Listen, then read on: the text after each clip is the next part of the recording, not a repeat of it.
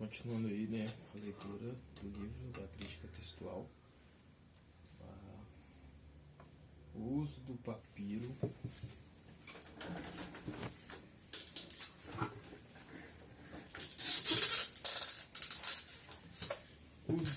como material comum para a escrita continuou até que os árabes conquistassem o Egito no ano 641. Quando sua exportação tornou-se praticamente impossível, todavia já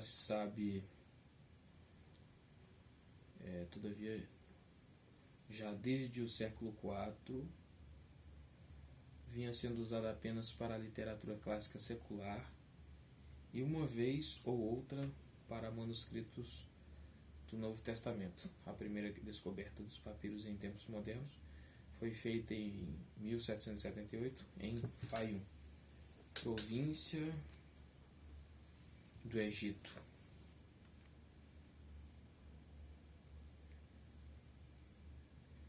Desde então, milhares deles têm sido encontrados, sendo a grande maioria de escritos seculares, sobretudo no próprio Egito, onde o clima seco favoreceu sua preservação. O pergaminho.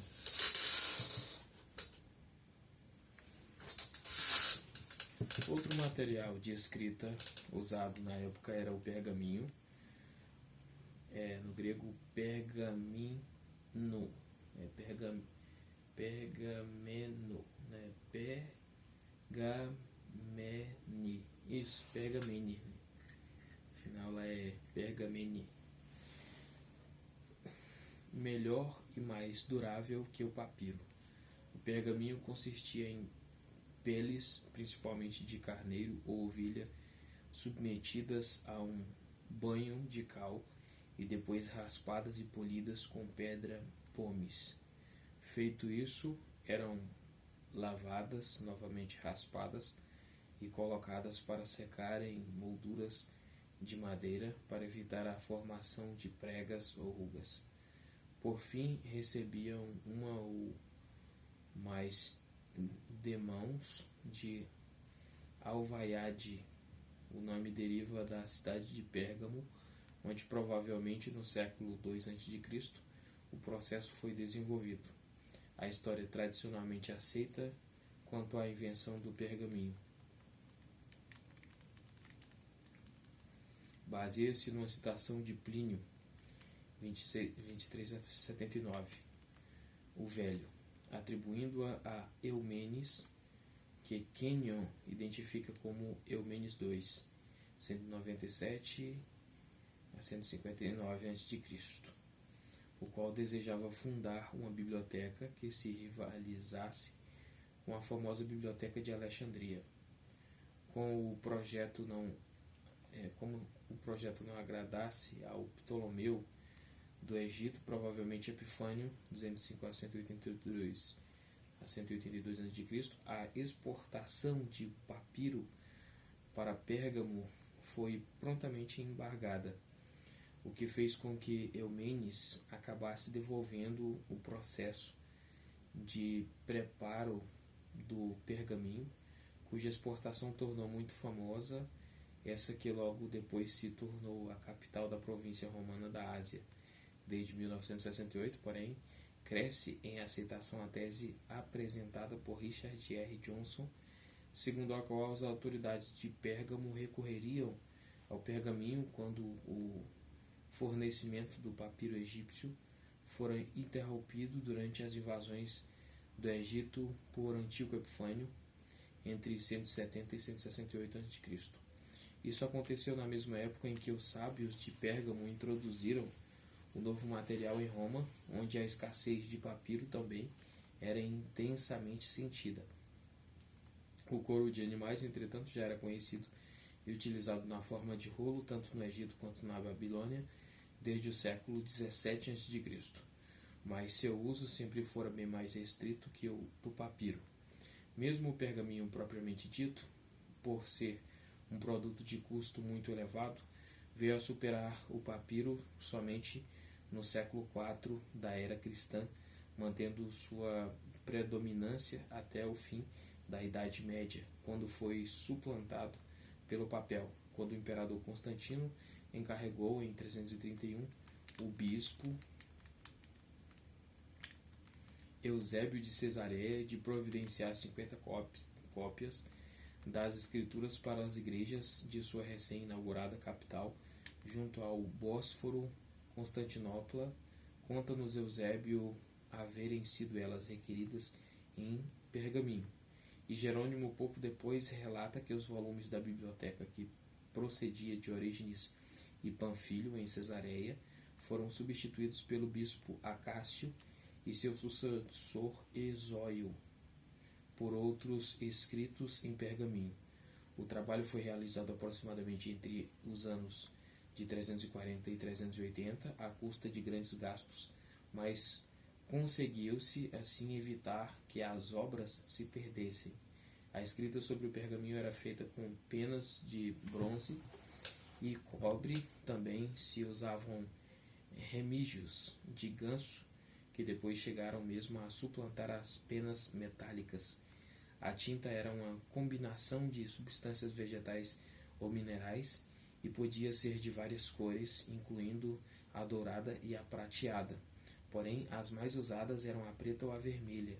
As linhas eram feitas com estiletes e, além das horizontais, haviam também as verticais, que demarcavam as margens de cada uma das colunas do texto. A escrita, porém, não era feita acima das linhas, como se faz hoje, mas os antigos escribas caligrafoi, no grego caligrafoi, normalmente escreviam abaixo delas, isso é, faziam com que as letras pendessem da face inferior da linha. O pergaminho, no entanto, era muito caro e, quando determinada obra não possuía mais valor, sua escrita original era raspada para que o material pudesse receber novo texto. O pergaminho submetido a esse processo é chamado palimpsesto. Palimpsestos. Palimpsestos, é um pisi, né? Palimpsestos. E como geralmente o texto raspado é mais valioso para a crítica textual, tem-se empregado determinados métodos para que se possa restaurar a escrita original. Os reagentes químicos que antes eram usados frequentemente estragavam o pergaminho. Hoje, com a chamada fotografia de palimpsesto, tem-se um método livre desse inconveniente e com melhores resultados. O processo consiste em iluminar o pergaminho com raios ultravioleta, pelo que ele se torna fluorescente, enquanto a escrita irradiada permanece quase escura. Para isso, porém, é necessário que no texto do manuscrito se hajam empregado tintas ferruginosas, cujas partículas de ferro que penetraram o interior do pergaminho impeçam ou diminuam sua iluminação. Com efeito, esse é o caso de quase todos os palimpsestos de pergaminho. Códices, todos os manuscritos gregos da época pré-cristã que sobreviveram mostram a forma de rolo, inclusive os de pergaminho. Logo, porém, adotou-se o uso de preguear por uma das bordas cada folha e juntar uma série de tantas quantas fossem necessárias para a transcrição de uma obra, com o que resultava uma espécie de caderno.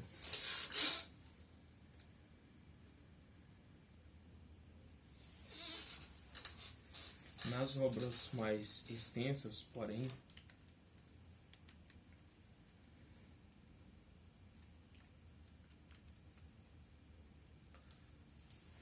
isso não se mostrava muito prático, pelo que se passaram a formar os cadernos, com um número menor de folhas, mais dobradas, e várias destes cadernos juntos resultavam no volume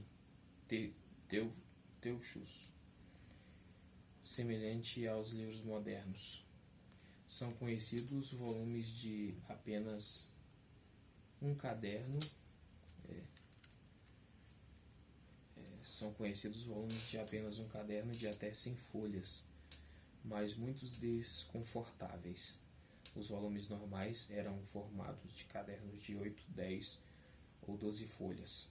Assim surgiram os códices, e embora o período aqui estudado comece com o rolo de papiro e termine com o códice de pergaminho como a forma dominante de livro, C.H. Roberts e T.C. Eliot declaram que não há prova alguma que indique se a mudança do material influenciou a mudança da forma ou vice-versa. As descobertas das últimas décadas têm demonstrado que os códices originaram-se em Roma no início da era cristã. A própria palavra códex é latina, não tendo equivalente grego, sendo apenas na transliteração códix por razões primeiramente práticas. Essa forma de livro de imediato se tornou a preferida pelos cristãos, que acabaram transformando-se nos responsáveis por sua popularização em todo o mundo greco-romano. A vantagem dos códices sobre os rolos é evidente. Permitiam, por exemplo, que os 4 evangelhos ou todas as epístolas paulinas estivessem num único livro, o que era impossível no rolo. Por torná-lo longo demais, possibilitavam maior rapidez na localização das passagens, por serem de bem mais fácil manuseio que os rolos. E além disso, eram de custo muito inferior, porque se adaptavam melhor à recepção da escrita em ambos os lados da folha. Em segundo lugar, os cristãos, principalmente os de origem gentílica, podem ter recorrido ao códice como um deliberado esforço por diferenciar seus livros dos usados tanto pelos judeus das sinagogas quanto pelos pagãos, que ainda preferiam os rolos. Siegfried J. Schwantes menciona um estudo estatístico acerca de manuscritos preparados no Egito nos primeiros séculos de nossa era, mostrando que os escritos cristãos dos séculos 2 e 3 eram praticamente todos na forma de códice, enquanto dos não cristãos somente 3% eram códices, sendo o restante rolos. No século seguinte, os escritos cristãos continuaram sendo todos códices, ao passo que dos não cristãos ainda apenas 16,8%. Fica demonstrado, portanto, que embora não tendo sido inventado pelos cristãos, pelo menos eles estiveram à frente do movimento que finalmente substituiu os rolos antigos pelos livros modernos. Tipos de escrita. Os mais antigos manuscritos do Novo Testamento estão escritos na forma de escrita usualmente empregada nos documentos mais literários, a escrita uncial, também chamada maiúscula. Nas inscrições oficiais, essas letras eram grandes e regulares, destacadas umas das outras. Nos manuscritos diferem das unciais das inscrições basicamente pela forma mais arredondada de certas letras e por haverem sido escritas mais rapidamente, contudo também não são ligadas umas às outras. Não há espaço entre as palavras, não há pontuação e as abreviações limitam-se a um setor bem definido de palavras. A forma escrita é bela e de fácil leitura, mas exige tempo e espaço. Havia também outro tipo de escrita, caracterizada por letras menores, geralmente ligadas umas às outras, e por essa chamada cursiva, onde ocorriam ainda muitas contrações e abreviações. Era usada apenas em escritos corriqueiros, para cartas de família, recibos, contratos, testamentos e outros. Como não dispomos, porém, de nenhum dos autógrafos do Novo Testamento, apenas podemos supor com base nos usos da época e nas cópias mais antigas que sobreviveram que eles foram escritos em escrita uncial. O Roller destaca ainda que, por ser um tanto áspero, o papiro dificultava o emprego da cursiva, em que várias letras eram traçadas sem que a pena fosse erguida. A partir do século IX, com base na cursiva, houve uma reforma na maneira de escrever, e uma escrita com letras pequenas, chamadas minúsculas, passou a ser usada na produção de livros. Eram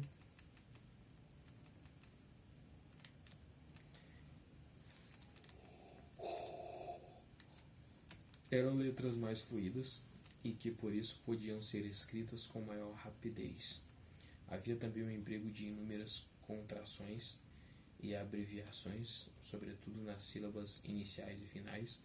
Por ser minúscula, essa escrita demandava bem menos tempo e material, o que fazia com que os manuscritos tivessem um custo menor e pudessem ser adquiridos por um maior número de pessoas, não obstante era de difícil leitura. A mudança, porém, foi gradual, vindo a consolidar-se no século XI, a partir do qual somente as minúsculas foram usadas. Há também um bom número de manuscritos deste período intermediário que foram produzidos numa forma combinada de uncial e minúscula. Quanto à separação das palavras, a pontuação e a acentuação, que de maneira muito elementar e infrequente já vinham sendo empregadas desde o século VII e VIII, tornaram-se em regra fixa também ao redor do século XI. Abreviações. As mais antigas cópias do Novo Testamento já evidenciam o uso de certas abreviações que, com o tempo, se desenvolveram em 4 tipos distintos, alguns dos quais possivelmente para poupar espaço, embora nem sempre pareça ser este o caso. Contração. Nos manuscritos do Novo Testamento, as abreviações por contração estão limitadas a um grupo específico de 15 palavras, os chamados nomina sacra, visto a maioria delas referir-se a Deus e a temas sagrados, são as seguintes: Deus, que é pater, Kyrios, Kyrios é soter, Huios, anthropos, Iesous, ouranos, Christos, auiot,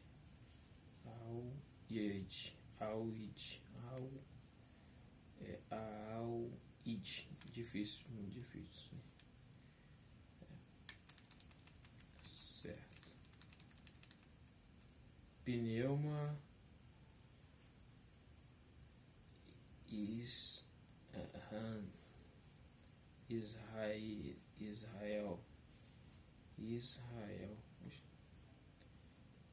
Staurus e Jerusalém,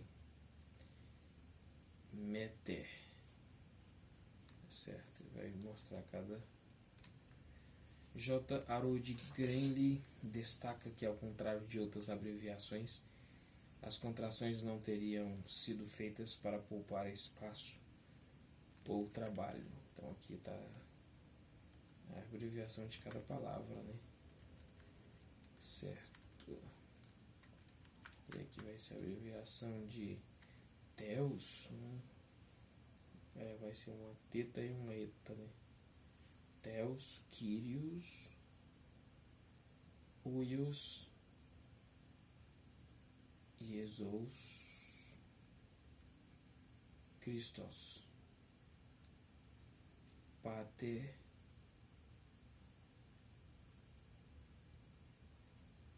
Soter,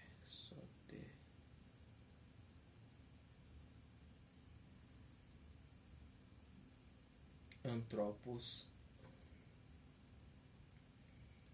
Auranos,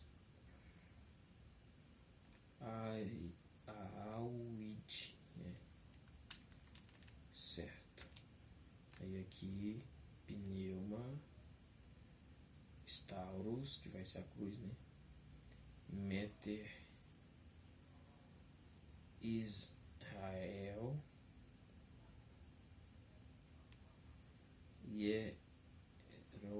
Jerusalém.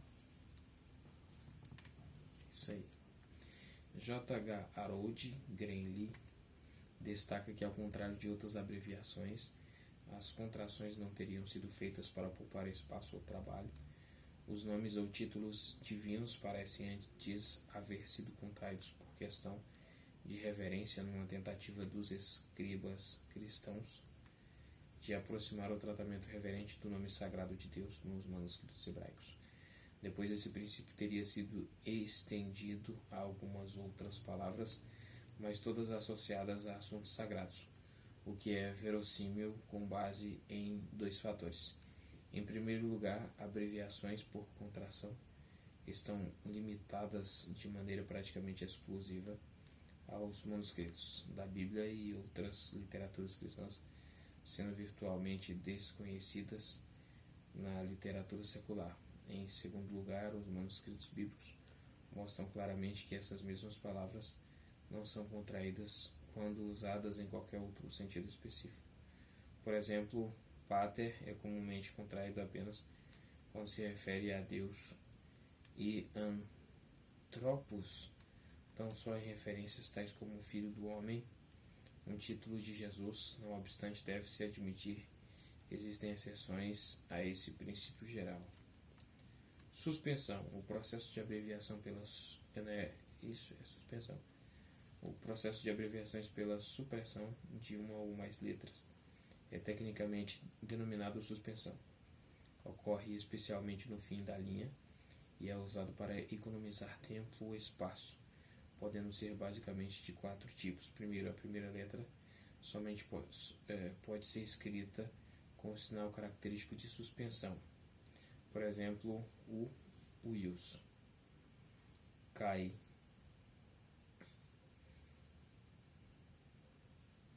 2. A primeira parte de uma palavra pode ser escrita com um traço horizontal sobre a última letra para indicar suspensão. Telos. 3. Nos manuscritos do Novo Testamento, em uncial, as suspensões estão restritas quase inteiramente à suspensão de um num final, no fim da linha, indicado por um traço horizontal acima e seguindo a última letra escrita polin. E 4. A primeira parte de uma palavra pode ser escrita com alguma ou algumas letras restantes acima e em tamanho menor. Telos, tecna. Ligaturas. As ligaturas não são comuns nos manuscritos em uncial. Nos manuscritos em minúscula nem sempre é possível distinguir com precisão uma ligadura de 2 ou 3 letras simplesmente conectadas, como por exemplo egg, em, o. Aqui parece uma ous, tom. Símbolos. Poucas abreviações simbólicas são encontradas nos manuscritos em uncial. Nos manuscritos em minúscula, há maior incidência. Os mais recentes a seguir encontram-se alguns exemplos. Para Kai, Kai, pros, de, ot, este, eise, mou, em, oios, tom. Formato e diagramação. Os manuscritos bíblicos apresentam grande variedade em relação ao formato ou tamanho. Geralmente os destinados a uso privado por razões de comodidade eram menores, enquanto para uso litúrgico eram escolhidos os de tamanho maior. Dois dos mais importantes manuscritos conhecidos, identificados como Vaticano e Sinaítico, ambos do século IV, medem respectivamente 27 por 27 centímetros e 38 por 43 centímetros. O menor manuscrito conhecido é um de Apocalipse, catalogado como manuscrito 0169, também do século IV, do qual resta apenas uma folha e mede 7,7 por 9,3 centímetros. O maior, o chamado Códice Gigante, escrito em latim no século XIII, mede 49 por 89,5 centímetros. A distribuição do texto na página não seguia nenhum padrão muito rígido. Enquanto os rolos de papiro possuíam dezenas e às vezes até centenas de colunas nos códices, elas limitavam-se ao tamanho das páginas. Ao que parece, à medida que avançaram os séculos, a tendência era para a redução do número de colunas por página, embora não seja verificada nenhuma regra estritamente fixa. Há papiros do século III, por exemplo, de apenas uma coluna, enquanto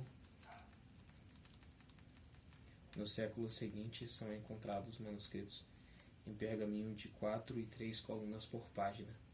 Do século V há manuscritos de 2 colunas e do VI de até uma coluna. Nos manuscritos em minúscula pode-se observar que os escribas bizantinos escreviam quase sempre em uma coluna, enquanto no Ocidente a regra parece que era 2 colunas por página.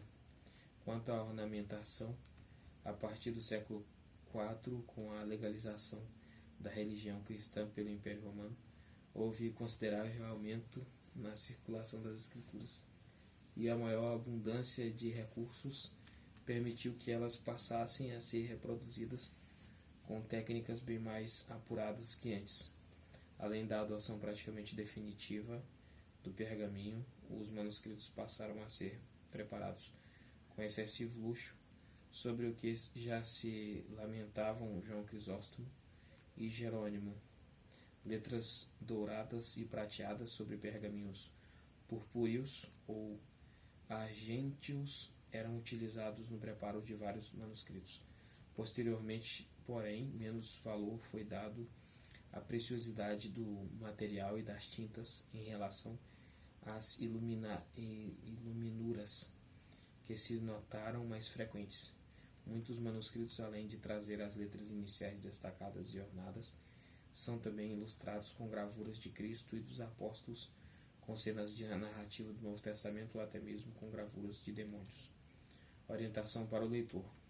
Verifica-se com frequência nos manuscritos, desde os primeiros tempos, o uso de certos elementos ou informações auxiliares do leitor colocados no início do volume inteiro ou de cada livro separadamente à margem no texto, no fim de cada livro ou ainda no fim do volume. São os seguintes: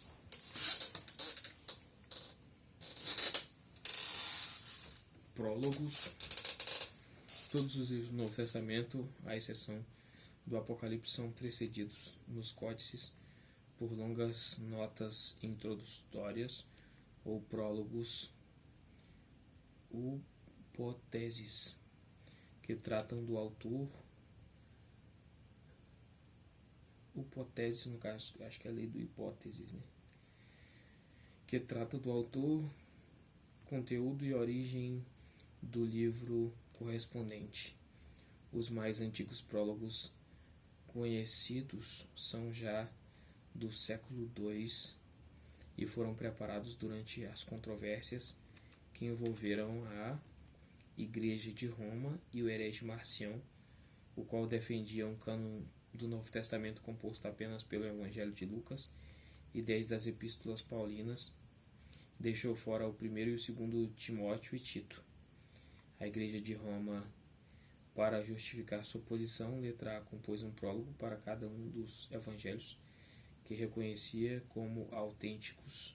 B, aceitou os prólogos às 10 epístolas paulinas compostas por Marcião ou um de seus colaboradores mais chegados. Letra C. Elaborou prólogos semelhantes para 1º e 2º Timóteo e Tito. E D. No prólogo do Evangelho de Lucas, a Igreja reconhecia expressamente o livro de Atos como obra do próprio Lucas e o Apocalipse como escrito pelo apóstolo João. Esticometria. Frequentemente, ao final de cada livro, encontram-se nos manuscritos indicações acerca do número de esticos, que é stichoi, mas nem sempre exatas, o que prova evidentemente haverem sido tomadas de um modelo existente. Conhecida já no século III, a esticometria era usada para calcular o tamanho dos livros, seu preço e a remuneração do escriba. O estico era uma linha de texto para cuja extensão servia como medida normal o hexâmetro de 16 sílabas. Portanto, se um livro possuía 1000 esticos, significava possuir 16.000 sílabas e não propriamente 1000 linhas. Cânones de Eusébio. Inspirado por Amônio de Alexandria, que cerca do ano 220 escreveu à margem do texto de Mateus as seções paralelas dos outros evangelhos. Eusébio de Cesareia dividiu os evangelhos em pequenas e grandes seções, totalizando 355 em Mateus, 233 em Marcos, 342 em Lucas e 232 em João, dando-lhes uma numeração sequenciada, escrita à margem do texto. Desses números foram ordenados em 10 cânones ou tabelas, a primeira contendo referências às passagens comuns aos 4 evangelhos, a segunda passagens comuns a Mateus, Marcos e Lucas, a terceira passagens comuns a Mateus, Lucas e João, e assim por diante. Explorando quase todas as combinações possíveis, a última tabela contém referências ao assunto particular de cada evangelho isoladamente.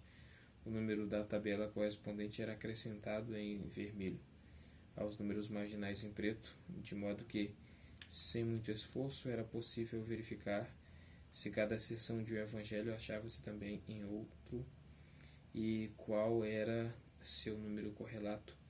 Numa carta ao amigo Carpiano, Eusébio explicou em detalhe seu sistema de classificação. Essa carta e as tabelas acham-se geralmente transcritas no começo dos evangelhos. Capítulos.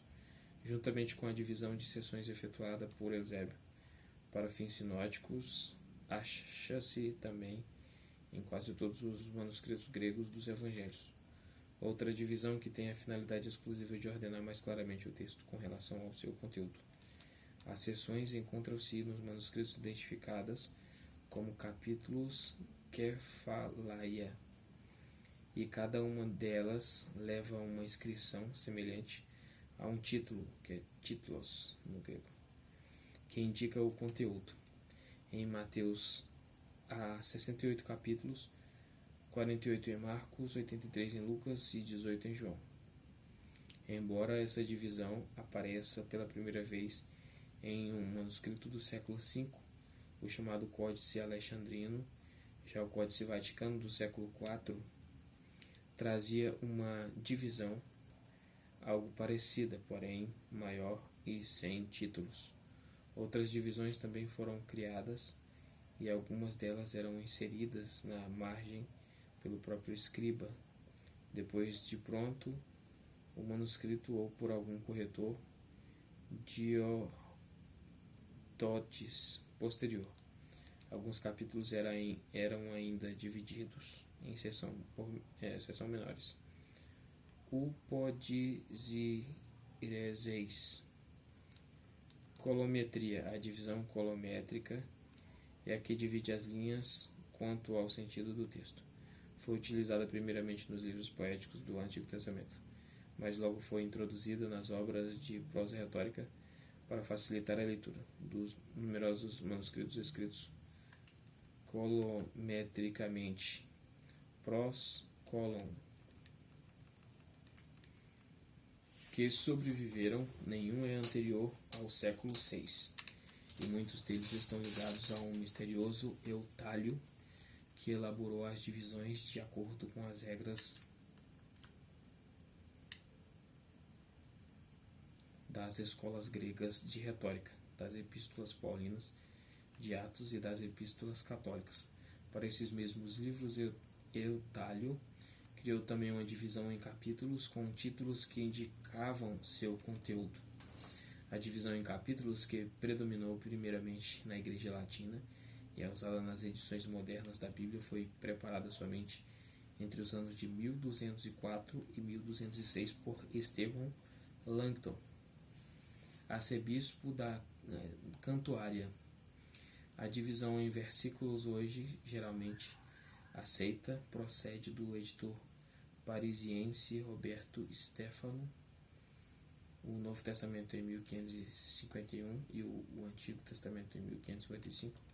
Datação de manuscritos, como regra geral, foi somente a partir do século XI que os manuscritos começaram a trazer uma referência qualquer à data em que foram escritos. Mesmo assim, não é fácil indicar com precisão a data dos que foram escritos antes do século XIII, quando se tornou mais comum o uso do calendário cristão dionisiano.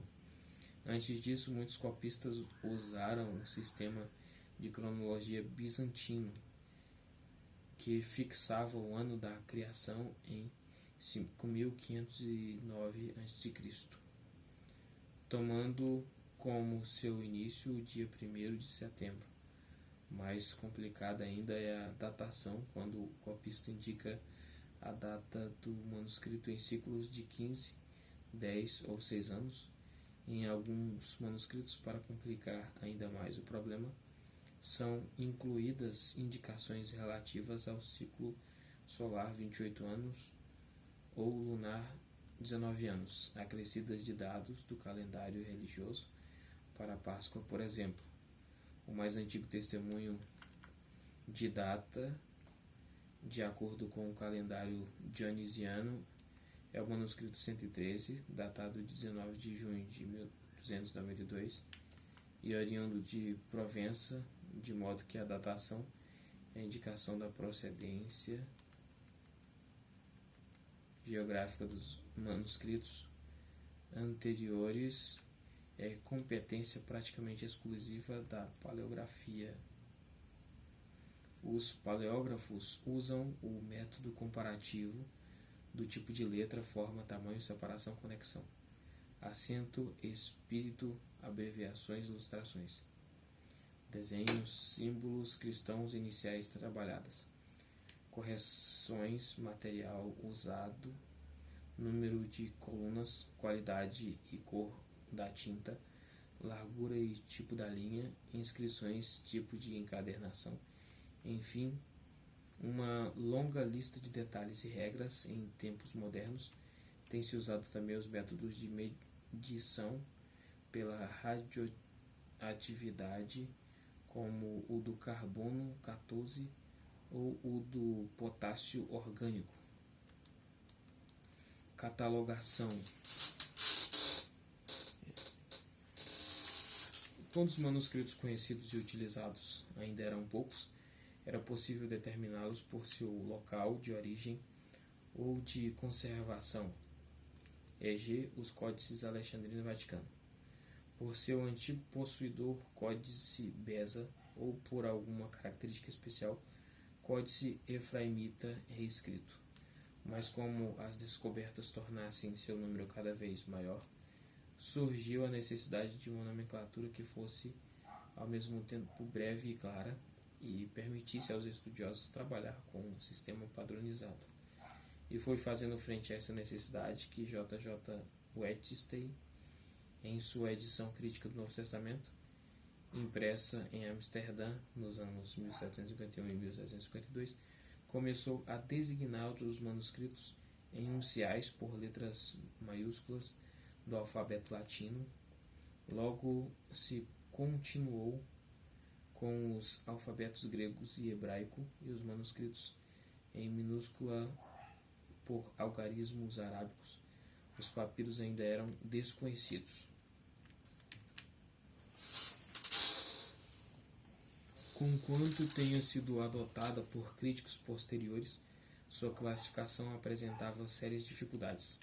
Além da designação dos manuscritos com base apenas no tipo de escrita ser puramente externa, não demorou muito e logo se esgotaram as letras dos alfabetos latino, grego e hebraico. Mais grave ainda era o fato de que, ao agrupar os manuscritos em blocos principais, correspondendo aos evangelhos, atos, epístolas paulinas, epístolas católicas e apocalipse, Wettstein fez com que a nomenclatura corresse de forma independente, onde a mesma letra ou número podia indicar diferentes manuscritos em diferentes livros do Novo Testamento. Diante disso, C.R. Gregory, no final do século XIX, propôs numerar documentos diversos com a mesma letra, acompanhada de um índice numérico, W1, W2, etc. Óbvia, porém, é a inconveniência de ter-se o mesmo símbolo designado em diversos manuscritos e o mesmo manuscrito sob diferentes símbolos em livros diferentes. Finalmente, o próprio Gregory, em consulta com os principais estudiosos da crítica textual, desenvolveu o método que desde sua publicação tem sido usado com exclusividade quase absoluta. Sua obra Die Griechischen Handschriften des Neuen Testament, publicada em Leipzig no ano 1908, trazia não apenas a nomenclatura unificada dos manuscritos gregos, mas também uma completa remissão recíproca entre o velho sistema de uma nova designação, que tendo íntima relação com o sistema de Wettstein.